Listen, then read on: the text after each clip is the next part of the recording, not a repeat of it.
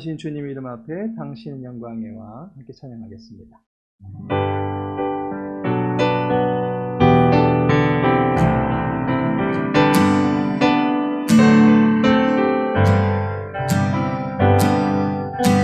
신존하신 주님 이름 앞에 어둠을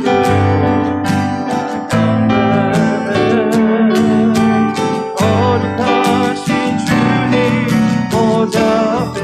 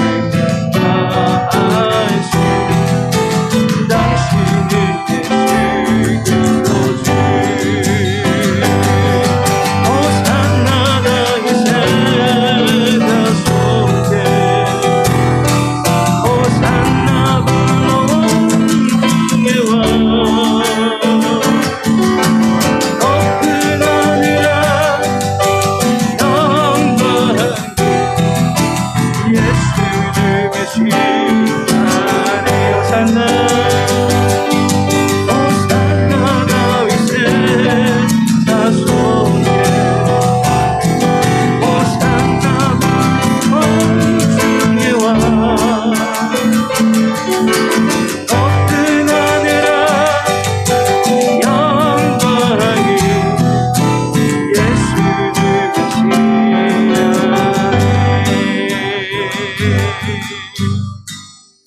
다같이 묵도드리심으로 3일 예배 하나님께 올려드리겠습니다.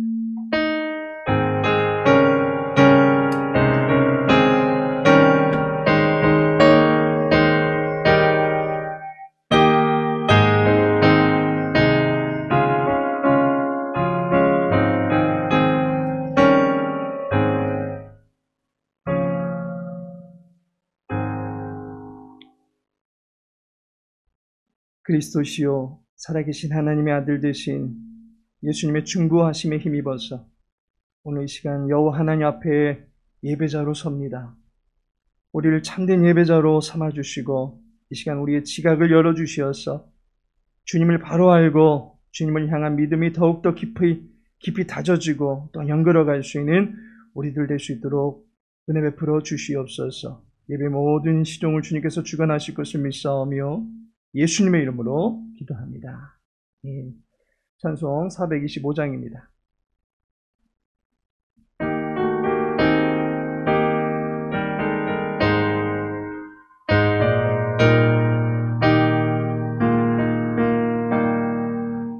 주님의 뜻을 이루소서.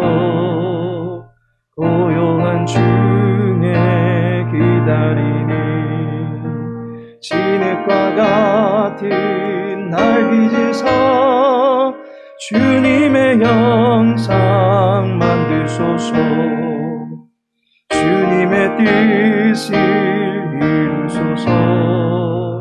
주님 발 앞에 엎드리니 나의 맘속을 살피시사 눈보다 희게 하옵소서. 주님의 뜻을 이루소서.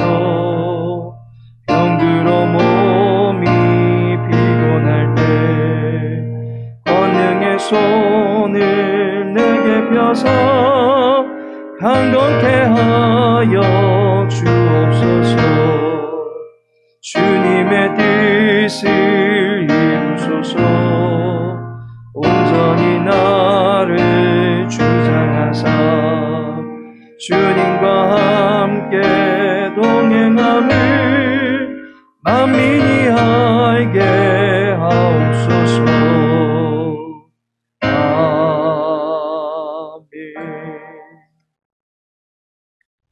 이 시간 함께 나눌 말씀은 마태복음 16장입니다.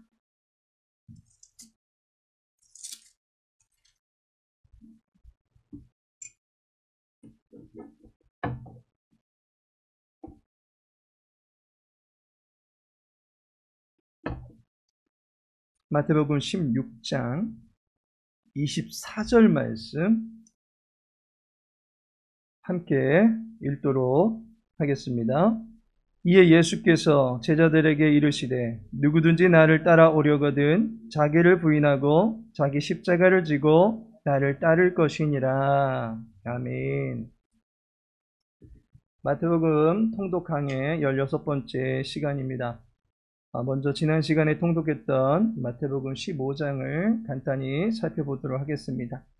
15장은 천국은 마치 겨자씨 한 알이 나무가 되어 새들이 깃드는 풍성하고 안락한 안식처가 되듯이 점점 커져가는 것입니다. 그래서 14장에서는 땅과 바다를 다스리시는 예수님의 능력을 보여주셨다면 15장에서는 유대 땅과 이방 땅, 곧 동서남북 전 영역으로 확장되고 있는 예수님의 사역을 보여주고 있습니다. 마태복음 15장의 전반부를 보시면 예수님께서 유대인들이 거하고 있는 게네사렛 땅에 거하고 계십니다. 그곳에서 장로들의 전통을 빌미로 장로들이 유대 종교 지도자들이 장로들의 전통을 이유 삼아서 하나님의 계명을 범하고 있을 때 그들을 꾸짖으셨다라고 하는 것을 보여주고 있습니다. 그리고 하나님을 제대로 공경하고 경배하려면 마음의 문제를 해결해야 된다라고 하는 것을 가르쳐 주십니다. 입으로 들어가는 것이 사람을 부정케 하는 것이 아니라 마음에서 생각들과 행실들이 우리를 부정하게 만들기 때문에 마음의 거룩을 추구해야 된다라고 가르쳐 주셨습니다. 그리고 후반부에서는 데가볼리 지역인 이방 땅에 가십니다. 그곳에서 귀신 들려서 흉악한 삶을 살고 있던 딸을 둔 한 가난한 여인의 그 간청을 들어주셔서 그녀의 딸을 온전케 만들어 주시는 것을 보게 됩니다. 그리고 그곳은 이방인들이 사는 지역이다 보니까 가르침보다는 이적 중심으로, 고치심의 사역을 중심으로 사역들을 했던 것을 보게 됩니다. 이처럼 예수님의 사역은 유대인들에게는 가르침으로, 그리고 이방인들에게는 볼 수 있고 만질 수 있게 하시는 이적을 통해서 하나님의 나라를 전하셨다라고 하는 것을 알게 됩니다. 이와 같이 예수님의 사역은 땅과 바다, 그리고 유대인과 이방인들에게 두루두루 나타나게 되었습니다. 전방위적으로 예수님이 노출이 되셨습니다. 다양한 모습으로 자신을 드러내신 예수님을 보면서 결국 우리는 이제 예수님은 과연 누구신가? 라고 하는 이 질문에 대한 최종적인 답을 내려야 될 때가 되었습니다. 마태복음 16장은 바로 이 예수님에 대한 최종 평가를 내리는 장이다 라고 볼 수가 있습니다. 과연 마태복음 16장에서는 예수님을 두고 어떠한 결론을 내리고 있습니까? 함께 통독해 가면서 예수님의 정체에 대한 분명한 정보를 한번 발견해 보시기를 바라겠습니다. 마태복음 16장 함께 천천히 통독하겠습니다. 바리새인과 사두개인들이 와서 예수를 시험하여 하늘로부터 오는 표적 보이기를 청하니 예수께서 대답하여 이르시되 너희가 저녁에 하늘이 붉으면 날이 좋겠다 하고 아침에 하늘이 붉고 흐리면 오늘은 날이 굳겠다 하나니 너희가 날씨는 분별할 줄 알면서 시대의 표적은 분별할 수 없느냐. 악하고 음란한 세대가 표적을 구하나 요나의 표적밖에는 보여줄 표적이 없느니라 하시고 그들을 떠나 가시니라. 제자들이 건너편으로 갈새 떡 가져가기를 잊었더니 예수께서 이르시되 삼가 바리새인과 사두개인들의 누룩을 주의하라 하시니 제자들이 서로 논의하여 이르되 우리가 떡을 가져오지 아니하였도다 하거늘 예수께서 아시고 이르시되 믿음이 작은 자들아 어찌 떡이 없으므로 서로 논의하느냐. 너희가 아직도 깨닫지 못하느냐. 떡 5개로 5,000명을 먹이고 주운 것이 몇 바구니며 떡 7개로 4,000명을 먹이고 주운 것이 몇 광줄이었는지를 기억하지 못하느냐. 어찌 내 말한 것이 떡에 관함이 아닌 줄을 깨닫지 못하느냐. 오직 바리새인과 사두개인들의 누룩을 주의하라 하시니 그제서야 제자들이 떡의 누룩이 아니요 바리새인과 사두개인들의 교훈을 삼가라고 말씀하신 줄을 깨달으니라.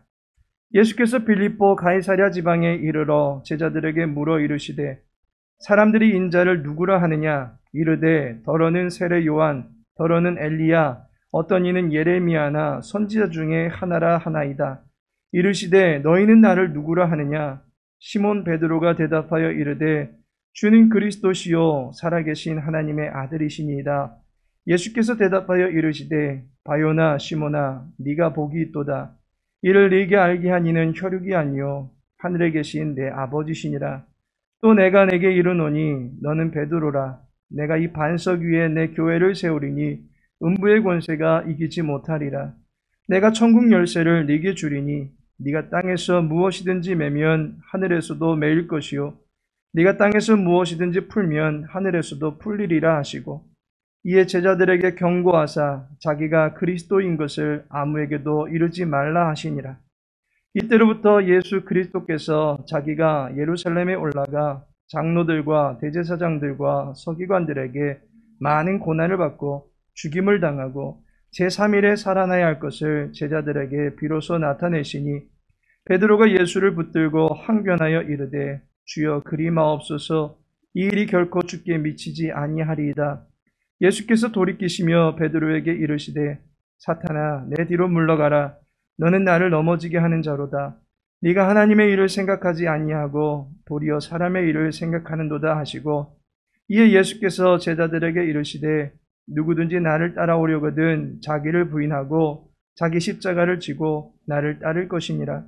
누구든지 제 목숨을 구원하고자 하면 잃을 것이요 누구든지 나를 위하여 제 목숨을 잃으면 찾으리라. 사람이 만일 온 천하를 얻고도 제 목숨을 잃으면 무엇이 유익하리요? 사람이 무엇을 주고 제 목숨과 바꾸겠느냐?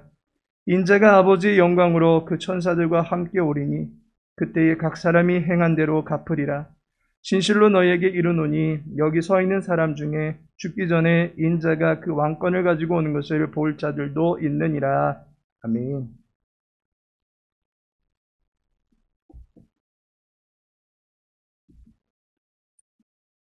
우선 마태복음 16장이 어떤 구조를 갖추고 있는지, 그러면서 어떻게 본문을 소개하고 있는지 한번 살펴보겠습니다. 마태복음 16장은 전반부와 후반부 두 개의 단락으로 나누어집니다. 전반부는 예수님은 누구신가? 라고 하는 것에 대해서 종교 지도자들의 의식과 제자들의 의식을 비교해서 보여주고 있습니다. 3절 말미에 보시면 너희가 날씨는 분별할 줄 알면서 시대의 표적은 분별할 수 없느냐라고 말하고 있습니다. 우리는 하늘의 상태를 보면서 날씨를 판가름 짓습니다. 쾌청하면 맑을 것을 예상하고 흐리면 비가 올 것이라고 감지합니다. 하늘의 조짐만 보아도 어떠할 것이다 라고 감을 잡을 수 있는데 비해서 예수님은 동서남북 사방팔방 땅과 바다로 다니시면서 수많은 표적들을 보이시면서 자신이 누구신가를 이미 많은 사람들 앞에 보이셨다라고 하는 것입니다. 그런데도 이제까지 종교 지도자들은 예수의 정체가 무엇인지 알려 한다라고 하는 것은 그들의 모습이 무언가 좀 꿍꿍이 속에 있다라고 하는 것으로 볼 수가 있는 것입니다. 그들은 예수님을 알고 싶은 것이 아니었다라고 하는 것입니다. 예수님께서 그들을 향해서 하신 말씀을 보면 알 수가 있습니다. 3절 말씀을 보면 분별할 수 없느냐라고 하십니다. 예수님은 그들이 예수님을 믿고 싶어서 찾아온 것이 아니다라고 하는 것을 알고 계셨습니다. 분별할 수 있는 수많은 표적들을 그동안에 많이 보여주고 가르쳐 주셨음에도 불구하고 여적지 믿지 못하고 있는 것을 보면서 그들은 믿을 의도가 전혀 없다라고 하는 것을 알고 계셨습니다. 그들은 어떻게든 예수님과 이야기 나누어 보면서 예수님을 시험하고 예수님에게서 잘못된 것을 잡아내려고 했던 것밖에 없습니다. 믿을 마음이 없으니까 분별코자 하는 수고도 하지 않는 것입니다. 분별할 마음조차도 없었던 것입니다. 예수님에 대한 인식이 제대로 갖추어져 있지 않을 뿐 아니라 제대로 된 인식을 갖고자 하는 사모함도 그들에게는 전혀 없었다라고 하는 것을 예수님은 알고 계셨습니다. 반면에 제자들은 어떠합니까? 17절에 보니까 예수께서 대답하여 이르시되 바요나 시몬아 네가 복이 있도다. 이를 네게 알게 하신 이는 혈육이 아니요 하늘에 계신 내 아버지시니라 라고 말하고 있습니다. 제자들은 예수님에 대한 올바른 인식을 갖추고 있는 것을 보게 됩니다. 알게 하시니 곧 하나님의 도우심으로 말미암아 예수님에 대한 올바른 인식을 제자들은 갖추고 있었다라고 하는 것을 보여줍니다.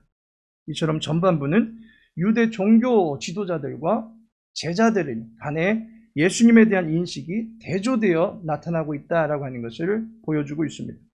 그리고 후반부는 예수님의 정체가 이제 드러났으니까 그에 맞는 사명이 무엇인지를 가르쳐 줍니다.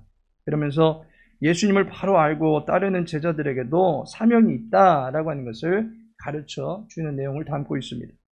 그러면 이제 각 단락별로 세부적인 내용을 살펴보도록 하겠습니다. 먼저 전반부는 1절부터 20절까지의 말씀입니다. 전반부는 예수님은 누구신가? 라고 하는 질문에 대한 답을 주고 있습니다.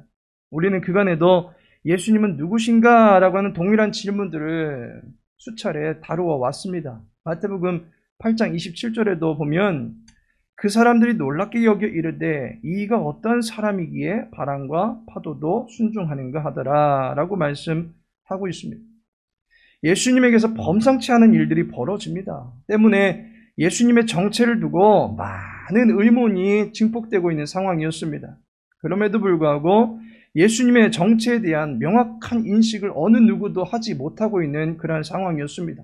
그저 누구시지?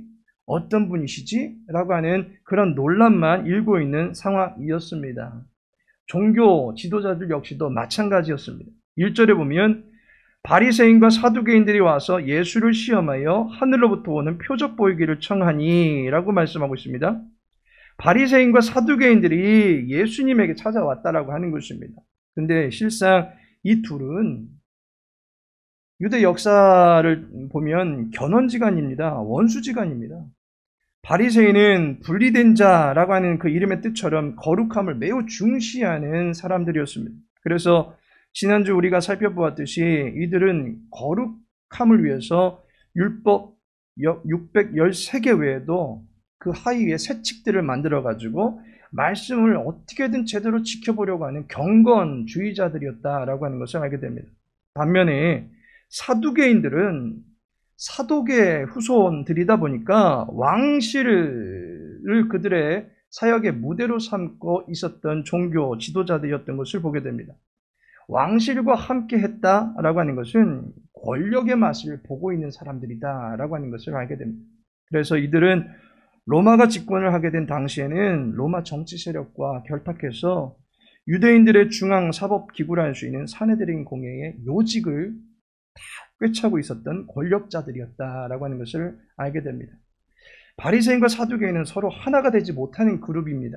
서로 간에 믿음의 내용도 다르고 세상에 대한 자세도 다릅니다. 한 예를 들자면 바리새인들은 부활을 믿습니다.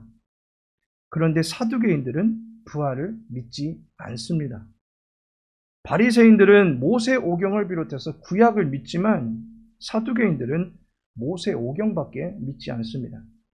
바리새인들은 장로들의 전통을 중시합니다. 그런데 사두개인들은 그 장로들의 전통을 무시합니다. 그러니 둘 간의 사이가 결코 좋지 못합니다. 그런데 예수님을 두고서는 둘이 하나가 되어 있습니다. 바리새인들의 입장에서는 예수님이 하나님이라고 하나님의 아들이라고 하니까 그 내용이 듣기 싫은 것이고, 사두개인들의 입장에서는 예수님이 메시아라고 하니까 그들의 입장에서는 로마를 전복시켜버릴 수 있는 정치적 메시아인가? 라고 하는 점에서 권력을 유지하지 못할까 싶으니까 예수님이 싫었던 것입니다. 그래서 이 둘은 작당을 해서 예수님 밀어내기 위한 작업에 착수하게 됩니다. 실상은 서로 앙숙이었는데 예수님 밀어내는 데에는 서로 마음을 같이 하더라는 것입니다. 바울이 로마로 압송되던 때에 바울이 동족 여러분, 저는 부활을 전하다가 이렇게 되었습니다 라는 말 한마디 던졌더니 바리새인들과 사두개인들 사이에 싸움이 벌어졌습니다. 부활이 어딨냐? 무슨 소리냐? 부활이 있다 라고 하면서 서로 그렇게 티격태격 싸움이 벌어져서 온통 소동이 벌어졌던 것을 보게 됩니다. 사도행전 23장 7절에 그 말을 한즉 바리새인과 사두개인 사이에 다툼이 생겨 무리가 나누어지니 라고 말씀하고 있는 것을 보게 됩니다. 이처럼 서로 앙숙인 두 그룹이 예수님 밀어내려고 하는 일에 하나가 되어서 예수님에게 찾아와서는 표적을 보여보라고 합니다. 이때 어쩌면 예수님께서 그냥 표적을 하나 딱 보여주시면서 내가 하나님의 아들이다 라고 말하면 끝날 수도 있을 것입니다. 그러나 예수님은 이미 사전에 수많은 징조들을 보여주었습니다. 수많은 표적들을 통해서 수많은 무리들은 예수님을 따르고 있었고 그분의 가르침을 듣고 있었습니다. 그럼에도 불구하고 또다시 표적을 보여달라라고 하는 것은 지금 비아냥거리는 것밖에 되지 않는 것입니다. 4절 말미에 보면 그들을 떠나가시니라 라고 말씀하고 있습니다. 교제할 수 있는 대상들이 아니다라고 하는 것입니다. 그래서 6절에 예수님께서 말씀하시기를 예수께서 이르시되 삼가 바리새인과 사두개인들의 누룩을 주의하라 라고 말씀하고 있습니다. 예수님은 그들의 곁을 떠나시면서 또한 그들을 주의해야 된다라고까지 가르쳐주고 있습니다. 그들의 누룩을 주의하라고 말씀하시는데 이 누룩은 빵을 만들기 위한 발효제이긴 하지만 지금 예수님께서 말씀하시는 것은 그 발효제를 말하는 것은 아닙니다. 그들의 누룩이라고 하는 것은 이 발효제처럼 그들에게서 조금만 영향을 받아도 우리의 마음은 더럽혀지고 우리의 생각은 어긋나 버릴 수 있으니까 조그만 것 하나도 그들과 접촉하는 것에 조심해야 된다라고 하는 차원에서 주신 말씀인 것입니다. 바리새표 누룩, 사두개인들이 제조하는 누룩이 있는 것이 아니라 그들이 전하는 말씀, 그들이 전하는 가르침이 제자들의 생각을 혼돈스럽게 만들 수 있고 또한 그들의 아주 작은 말조차도 큰 힘을 발휘할 수 있기 때문에 경계시키는 차원에서 누룩을 조심하라라고 말씀하신 것입니다. 여기서 우리는 이단들의 가르침에 우리가 어떠한 자세로 임해야 되는지를 알 수가 있습니다. 이단들과 어리석은 변론을 할 필요가 없습니다. 서로 말싸움하다가 감정만 상할 뿐입니다. 여러분들이 그들과 이야기를 나누면서 그분들의 말을 믿을 것입니까? 반대로 그분들 역시도 우리들과 이야기 나눌 때 우리들의 말을 믿으려고 온 것이 아닙니다. 어떻게든 자신들의 의견이 옳다라고 주장하고 그 주장을 관철시키려고 온 것입니다. 따라서 예수님처럼 가만히 멀리하는 것이 가장 나은 방법이다라고 하는 것을 알게 됩니다. 이처럼 유대 종교 지도자들은 예수님에 대해서 알려고 하는 어떠한 수고도 하지 않습니다. 반면에 제자들은 어떻게 예수님을 알고 있습니까? 15절에 보면 이르시되 너희는 나를 누구라 하느냐? 예수님께서 제자들에게 물으십니다. 세상의 사람들은 예수님을 두고서 이러한 사람이다, 저러한 사람이다 말들 많이 하고 있는데 정작 내 곁에서 함께한 너희들은 나를 어떻게 생각하느냐라고 제자들에게 단도직입적으로 물어보십니다. 이때 베드로가 16절에 대답을 합니다. 시몬 베드로가 대답하여 이르되 주는 그리스도시요 살아계신 하나님의 아들이십니다. 주님의 정체에 대한 명확한 답을 하게 된 것입니다. 이 답에 대해서 주님은 17절에 말씀하듯이 이를 네게 알게 하신 이는 혈육이 아니요 하늘에 계신 내 아버지시니라 라고 말씀하고 있습니다. 하나님께서 예수님에 대한 올바른 인식을 할 수 있도록 베드로에게 또한 제자들에게 알려주셨다라고 말씀하고 있는 것입니다. 신에 대한 인식은 신의 도움에 의해서만 가능하게 되는 것입니다. 사람도 보면 자신이 어떤 사람이다라고 하는 것을 말하거나 행동으로 보여줄 때 우리는 그 사람의 됨됨이를 알 수 있게 되지 않습니까? 마찬가지로 하나님은 하나님이 가르쳐 주셔야 합니다. 베드로는 하나님께서 그의 지각을 열어주심으로 인해서 예수님에 대한 올바른 정체성을 인식하게 되었던 것입니다. 주는 그리스도시요 살아계신 하나님의 아들이십니다. 예수님이 주인이시고 예수님이 메시아시고 예수님이 하나님이십니다 라고 하는 최고의 신앙 고백을 주님께 드린 것입니다. 오늘날 교회는 이 신앙의 고백을 갖고 있는 사람들로 구성되는 것입니다. 그 말을 18절에서 이 반석 위에 내 교회를 세우리니 라는 말씀으로 설명해 주고 있는 것입니다. 흔들리지 않는 주춧돌, 그 자리를 지키고 결코 깨어지지 아니하는 반석, 교회는 바로 예수 그리스도에 대한 올바른 신인식을 갖춘 그 믿음의 내용 위에 세워지는 것이다 라고 하는 것을 예수님께서 말씀해 주고 계십니다. 후반부에서는 이제 예수님의 정체를 알았으면 예수님은 어떠한 일을 하시는 분이신가, 그분의 사명을 우리들에게 가르쳐 줍니다. 정체를 알았으면 무슨 일을 하는 분인지도 알게 되지 않겠습니까? 암행어사가 자기 신분을 숨기고 있다가 그 신분이 드러나게 되면 저분은 민심을 살피는 비밀 수사관으로서의 업무를 관장하시는 분이시다라고 하는 것을 알게 됩니다. 마찬가지로 예수님이 메시아시다라고 하는 것이 드러난 이상 메시아가 하시는 일이 무엇인지도 자연스럽게 나타나게 되는 것입니다. 그렇다면 그리스도의 사명이 무엇입니까? 21절을 보시면 그리스도께서, 메시아께서 어떤 일을 하게 되는지를 알게 됩니다. 21절을 보면 이때로부터 예수 그리스도께서 자기가 예루살렘에 올라가 장로들과 대제사장들과 서기관들에게 많은 고난을 받고 죽임을 당하고 제3일에 살아나야 할 것을 제자들에게 비로소 나타내시니 라고 말씀하고 있습니다. 여기에 보면 그리스도께서 어떤 일을 하신다라고 소개하고 있습니까? 예루살렘에 가셔야 된다라고 말씀하고 있습니다. 그리고 고난을 받아야 된다라고 얘기합니다. 그리고 죽임을 당한다. 그리고 살아나야 된다라고 말씀하고 있습니다. 여기서 예루살렘에 가시고 고난받는 것은 능동으로 쓰여져 있습니다. 그리고 죽임당하고 살아나는 것은 수동으로 쓰여져 있습니다. 그렇다면 예수님은 스스로 능동적으로 고난의 성읍으로 가셔서 그곳에서 고난을 취하신 것입니다. 그리고 그곳에서 죽임을 당하는데 누구에게 죽임당합니까? 죄인들에 의해서 죽임을 당하게 됩니다.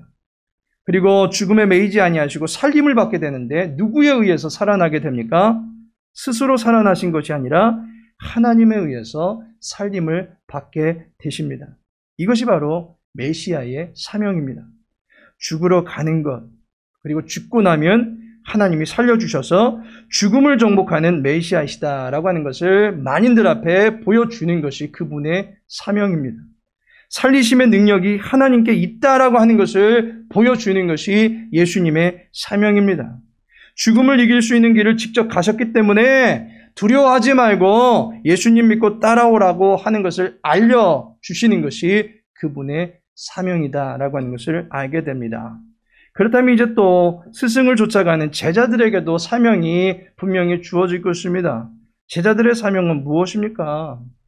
예수님께서 예루살렘에 가셔서 죽어야 된다라고 말씀하니까 베드로가 난리가 납니다.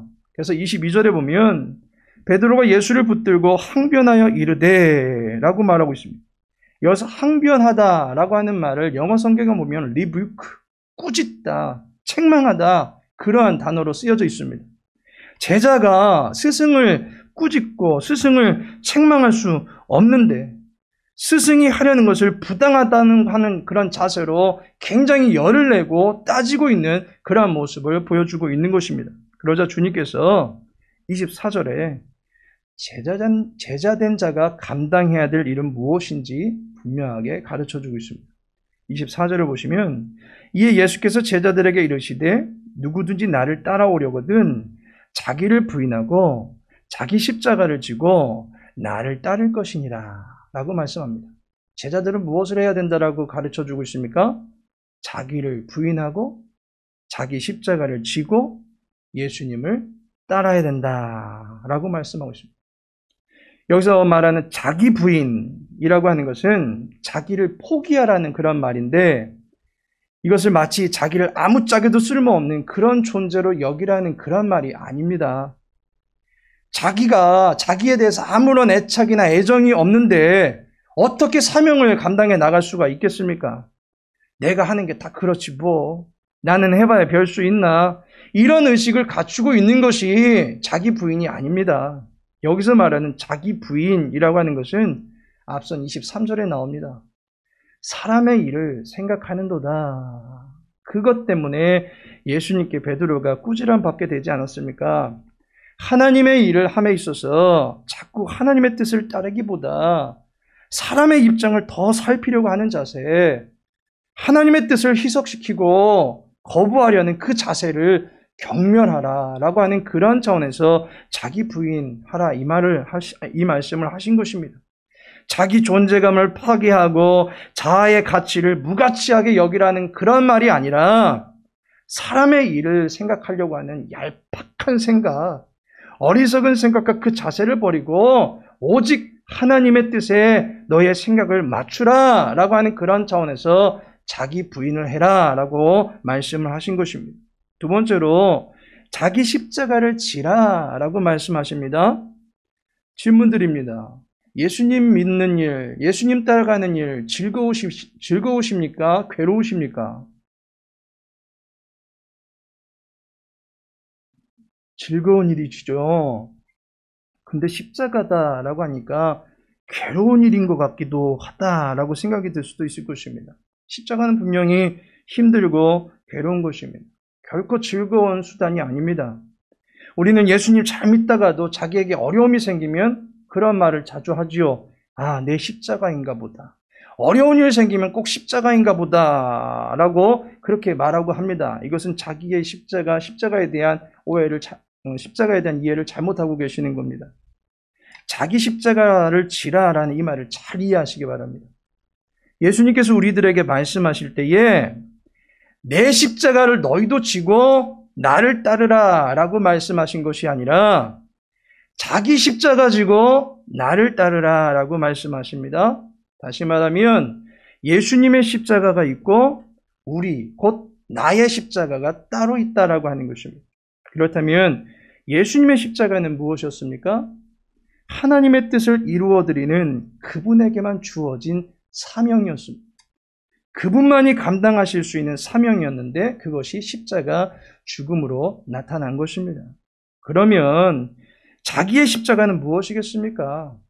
동일하게 하나님의 뜻을 이루어드리고자 해서 하나님께서 나에게만 주신 사명으로 이해할 수 있어야만 하는 것입니다. 사명이 십자가입니다. 그 사명을 죽도록 충성해야 되는 것이 내게 주신 십자가를 대하는 자세인 것입니다.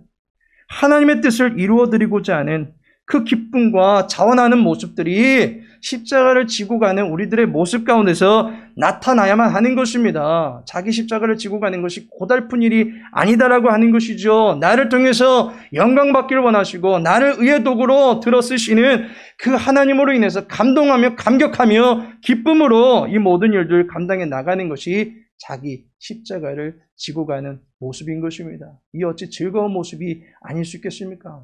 즐거운 모습이겠죠. 마지막으로 주님을 따르는 것이 제자의 사명이다라고 말씀하고 있습니다. 예수님의 제자들은 주님을 따른다 하면서도 그분에게서 떨어지는 보좌 옆에 한 자리에 더 마음을 두는 경우가 있었습니다. 그것은 주님을 따르는 것이 아니라 자기의 야망을 이루기 위해서 주님을 이용하는 것밖에 되지 않습니다. 우리는 철저하게 주님을 따라야 됩니다. 23절에서 예수께서 돌이키시며 베드로에게 이르시되 사탄아 내 뒤로 물러가라 라고 말씀하십니다. 베드로가 사탄이겠습니까? 회방하지 말라는 것입니다. 내 앞에서 내 갈 길을 막지 말라는 것입니다. 그래서 알렉산드리아의 교부였던 오리게는 이 말을 이렇게 이해합니다. 베드로여 그대의 자리는 내 앞이 아니고 내 뒤다.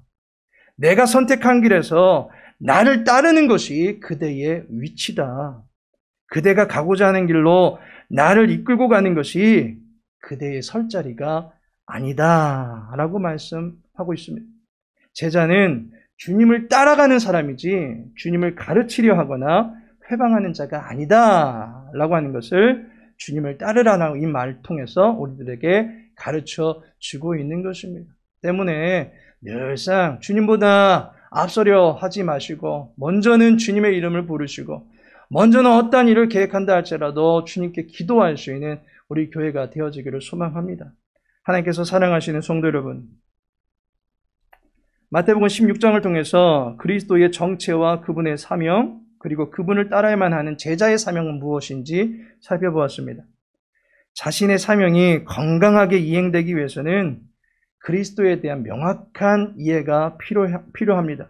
그리고 사명을 잘 감당하기 위해서는 늘 그리스도를 따르고자 하는 겸손함과 신중함이 필요하다라고 볼 수 있습니다. 조급해하는 것은 교회 일을 망치는 주범이 됩니다. 늘 기도하시면서 먼저는 주님을 앞장 세우시고 그리고 한 걸음 한 걸음 주님의 뒤를 따라가며 주님의 도우심을 구할 수 있기를 바랍니다. 예루살렘으로 나아가는 것은 주님의 몫이었지만 그곳에서 살리시는 것은 하나님의 몫이었습니다. 사명은 자신뿐만 아니라 하늘의 도우심이 있을 때 비로소 완성이 되는 것이다 라고 하는 것을 알게 됩니다. 따라서 자신에게 맡겨진 사명을 위해서 죽는 자리일지라도 기꺼이 나가고자 하는 믿음과 각오가 있을 때에 하나님께서는 그분을 들어서 위대한 역사를 이루어가게 되시는 줄로 믿습니다. 복음서를 통해서 그리스도를 명확히 알아가시기를 바라고 이후로 우리 교회와 하나님의 나라 위하여 힘써 헌신고자 할 때에 하나님의 능력의 발에 붙들림 받아서 능력 있게 멋지게 쓰임 받으실 수 있는 주님의 백성들 되시기를, 그런 말미암아 주님께서 맡겨주신 귀한 십자가의 사명 죽기까지 잘 감당해 나가실 수 있는 주님의 복된 제자들 되시기를 예수님의 이름으로 축복합니다. 다 같이 기도합니다. 아버지 하나님, 주님을 따르는 신실한 제자가 되기를 원합니다. 사람의 뜻이 아닌 주의 나라와 주의 뜻으로 무장될 수 있게 하시고, 맡겨주신 사명들을 성령 하나님께서 도우시는 능력으로 잘 감당해 나갈 수 있는 일꾼들이 되게 하옵소서. 믿음의 주인이신 주님만 높여드리며 주님만 증거할 수 있는 우리의 평생이 되게 하옵소서. 아버지 하나님, 코로나 확진자가 연일 증가하고 있습니다. 우리 성도님들의 삶의 자리에 주의 옷자락을 펼쳐주시어서 안전하게 지켜주시고 세상 속에서 빛과 소금으로 또한 거룩한 빛으로 살아갈 수 있도록 도와주시며, 힘들어하는 세상을 돌보며 위로할 수 있는 선한 일꾼들 다 될 수 있도록 은혜 베풀어 주옵소서. 예수님의 이름으로 기도합니다. 아멘. 찬송가 435장입니다.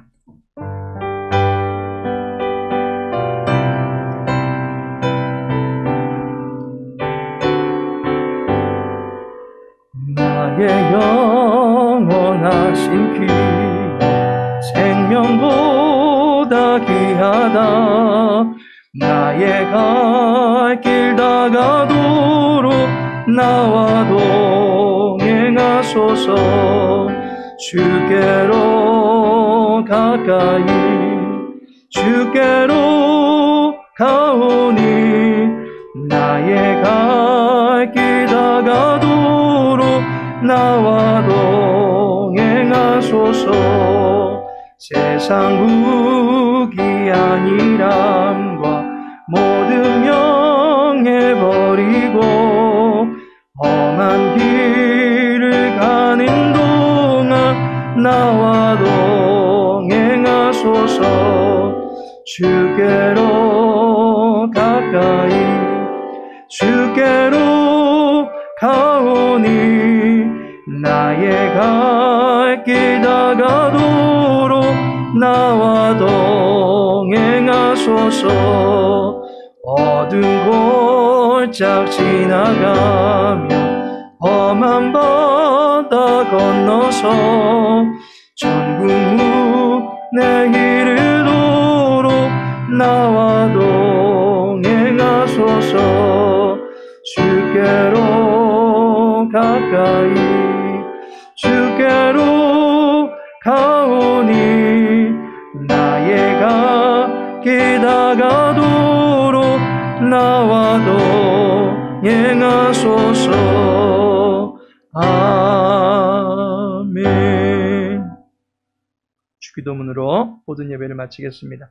하늘에 계신 우리 아버지여, 이름이 거룩히 여김을 받으시오며 나라의 임하옵시며 뜻이 하늘에서 이룬 것 같이 땅에서도 이루어지이다. 오늘날 우리에게 일용할 양식을 주옵시고 우리가 우리에게 죄 지은 자를 사하여 준 것 같이 우리 죄를 사하여 주옵시고 우리를 시험에 들게 하지 마옵시고 다만 악에서 구하옵소서. 대개 나라와 권세와 영광이 아버지께 영원히 있사옵나이다. 아멘.